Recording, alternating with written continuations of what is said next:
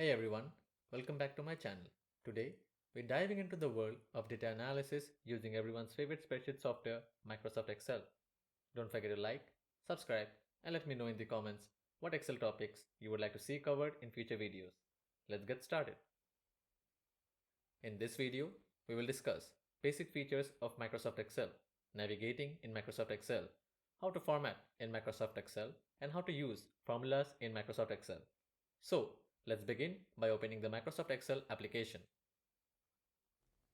Once we open the application, we are brought to this page. You may see a list of templates or a blank workbook.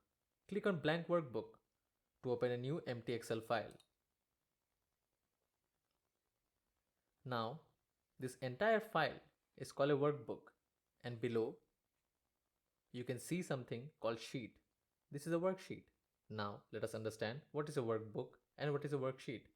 A workbook is a file or container that holds one or more worksheets, whereas a worksheet is a single spreadsheet or tab within a workbook. It consists of grid of cells organized in rows and columns. All these boxes that we see here are called cells. Each cell can contain text, number, formulas, or other types of data. Now let's talk about tabs, ribbons, and groups. Tabs are the primary navigation tool in Excel. They are located at the top of the Excel window and represent different functional areas or categories. The default tabs in Excel are Home, Insert, Page Layout, Formulas, Data, Review, and View. Ribbons. Ribbon is the horizontal area below the tabs that contain group of related commands and tools. For example, in the Home tab, you can see clipboard, font, alignment, number, styles, cells. These are all ribbons. Groups are similar sections within a tab that group related commands together. For instance, the font group on the Home tab includes commands related to formatting text such as changing the font type, size, and style. The small box on the left is called the name box.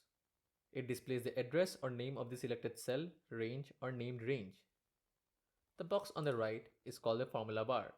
It displays the contents of the currently selected cell, including formulas, text, or numbers. You can use the formula bar to enter or edit formulas and data. We will look how to use the formula bar soon. Rows and column. In Excel, a row is a horizontal series of cells identified by numbers 1, 2, 3, etc. And a column is a vertical series of cells identified by letters A, B, C. This is row 1, this is row 2, this is row 3, and similarly this is column A, column B, column C, and so on. So how are cells named in Excel? Cells in Excel are named based on the column and row identifiers. For example, cell A1 is the intersection of column A and row 1. Similarly, the intersection of column B and row 3 will be called B3. Now, how do we add, move, rename, or color sheets? We can add more sheets by clicking this plus button to add more sheets. Now, you must be wondering, how many sheets can we add? In Excel 2007 and the later versions, the maximum number of sheets per workbook is 1,048,576. How to color the sheets? You can right click on the sheet name and go to tab color and choose the color you want. Now how to delete a sheet? You can similarly right click on the sheet name and press delete. So how can you rename the sheet name? Just go to the sheet name and double click on it. And now you can give whatever name you want to. So let's give the name XYZ. And then press enter. So this is how you can rename the name of a sheet in Microsoft Excel. So since we have got the basic idea of how to navigate in Excel, let's learn how to format and perform simple calculations in Excel with a small example. This is a dataset with 4 columns: products, price, rating, and rating count. As you can see, that the title names are not completely given out, they are hidden. So how do we increase the size of the cell? Go to the cell, click on it, and then drag to the right side to increase the size of the cell. Or there is one more way to do it. Just go here and then double click, and it will automatically increase the size of the cell according to the longest cell in the particular column. Now, if you want to add some color to the title name, select the titles, then go to fill color and select whichever color you want. For this example, let's take this. Now, if you want to bold them, select the bold button. Now, if you feel like putting a border to make it look more neat, select the table, go here and then select thick border outside. It will put a border outside the table. Now, if you want to increase the size of the font, you can just select them and press this to increase or decrease. And you can also manually increase them by putting the size you want accordingly. For now, let's keep it at 10. Now, if you want to add a column between column C and column D, select column D and press insert. Similarly, if you want to add a row, say imagine here, right click on row 6 and then press insert. So now let's redo them as we won't be needing them. Now let's talk about merge and center. Let's move this table below.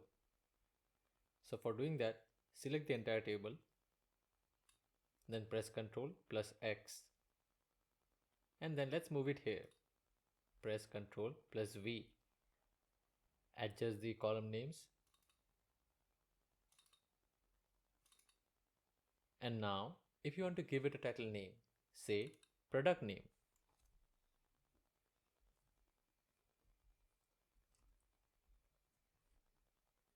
And then let's increase the size of the title.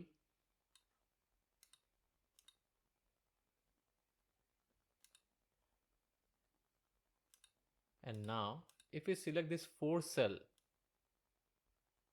and then press merge and center, it will merge the 4 cell into one, and now you can see that it looks much better than what it was looking before. Now, if you want to find the sum of the first 3 products here, how do we do it? As I said, every formula starts with the equal to sign. So let's say equal, then write the function name sum, open bracket, and then select this, press comma, then select the next one, then again press comma, and then again select the next one. Then close the bracket and press enter. And here you can find the sum of the first 3 products here. There's another way of doing it. Let's check it out.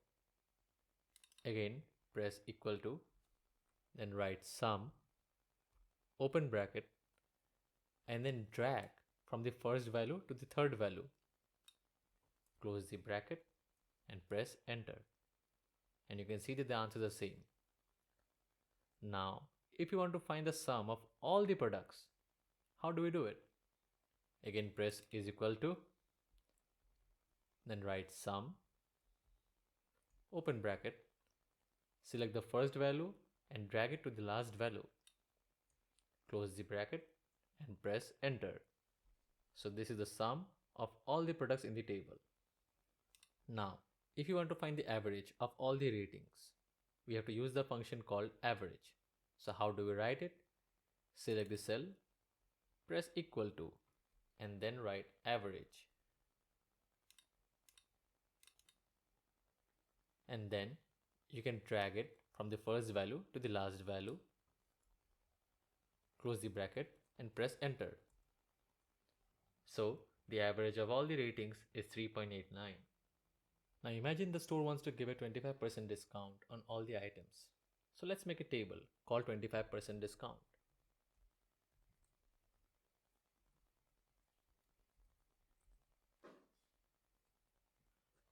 And now let's find 25% of all the value is equal to 0.25 into the price, which is this.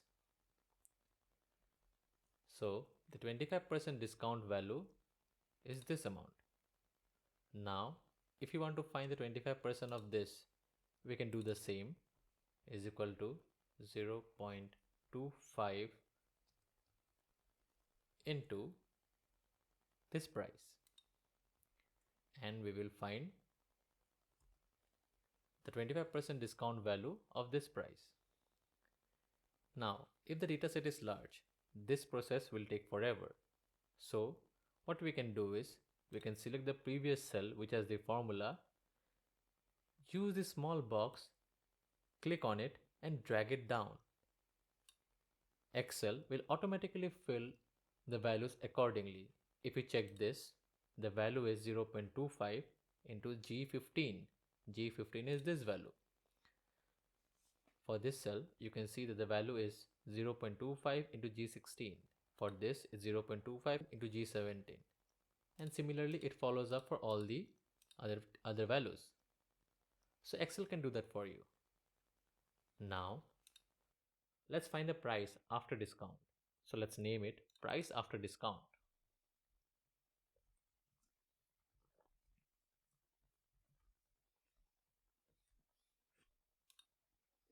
Let's increase the size.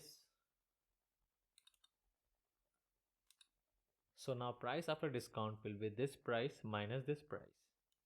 So again, let's write is equal to, then select this one minus the discount price and then press enter. So this is the price after discount. Again, for this one is equal to this minus this and then press enter. And for the rest of the values, we can just drag it down from here and Excel will do it for you. So now you also have the price after discount. Now imagine if the company doesn't want to give a 25% discount and rather want to give a 20% discount, then how will it do it? Just again, let's find another table and write it as 20% 20 discount. Now this time, instead of multiplying by 0.25, we'll multiply it by 0.20 because 20% discount into the price and then press enter. And we can again find the rest of the values by dragging it down. So this is the 20% discount value, this is the 25% discount value. Let's again set the table. Now if you also want to include this in the table, select this, go to border and select all border. Now this looks much clean. You can also select this and press merge and center. Now it looks much clean, and let's reduce these values. Now we can see that the discount values are in decimal. Now if you want to get rid of these decimals, how can we do it? Select the values and then go here. You can see it says decrease decimal. Press it once and it will decrease the decimal value. Same, if you want to remove the decimal values from here, select this and then press this once more and it will remove all the decimals. Here we can see that the rating count is given as general data type. But if you want to see it as numbers, then select the entire range, go here and select number. Now the data type has been changed to number.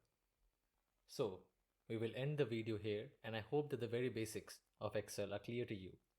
I'll make more such videos where we will learn intermediate and advanced level of Excel's application, which will be used for data analysis. Thank you.